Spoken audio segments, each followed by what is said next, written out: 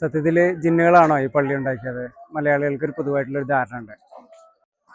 1190കളുടെ അവസാനത്തിലാണ് നബി തങ്ങളുടെ നിർദ്ദേശപ്രകാരം അജ്മീർ ഖാജ തങ്ങൾ അജ്മീറിൽ പ്രവേശിക്കുന്നത്. അന്ന് ഡൽഹിയും അജ്മീറൊക്കെ ഭരിച്ചിരുന്ന പൃഥ്വിരാജ് ചൗഹാന് ഖാജയോടുള്ള കടുത്ത വിരോധവും ആ നയത്തിൽ പ്രതിഷേധിച്ച് ഖാജ തങ്ങളെ സ്വപ്നത്തിലൂടെ ഗോറിയിലുള്ള മുഹമ്മദ് ഗോറി എന്നറിയപ്പെടുന്ന സുൽത്താന് സ്വപ്ന ദർശനം നൽകി ഭാരതത്തിലെ അജ്മീർ, ഡൽഹി തുടങ്ങിയ സ്ഥലങ്ങളിൽ കീഴടക്കാനുള്ള നിർദ്ദേശം നൽകി.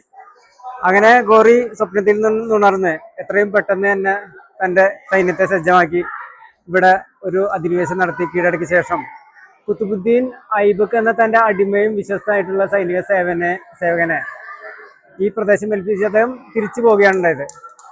മുഹമ്മദ് ഗോറിയുടെ നിർദ്ദേശപ്രകാരമാണ് ഈ ദൈദിൻ കാ ജോബ്ന എന്ന 2.5 ദിവസം കൊണ്ട് ഉണ്ടാക്കിയ പള്ളി. 2.5 ദിവസം എന്ന് പറയുമ്പോൾ അതിൽ വേറെ ഒരുപാട് ചരിത്രങ്ങളുണ്ട്.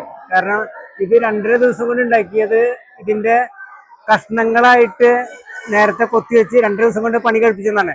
എന്നാൽ 2 ദിവസം കൊണ്ട് ഇത് പണി കഴിപ്പിക്കുക എന്ന് പറഞ്ഞിട്ടുണ്ടെങ്കിൽ വളരെ പ്രയാസമേറിയൊരു കലയാണ്. ഇത് ഒരുപാട് സ്ഥലത്തുകൾ വ്യാപിച്ചെടുക്കാണ്. പ്രകൃതിക്ഷോഭവും യുദ്ധങ്ങൾ മൂലം പലതും നശിച്ചു പോയിട്ടുണ്ട്.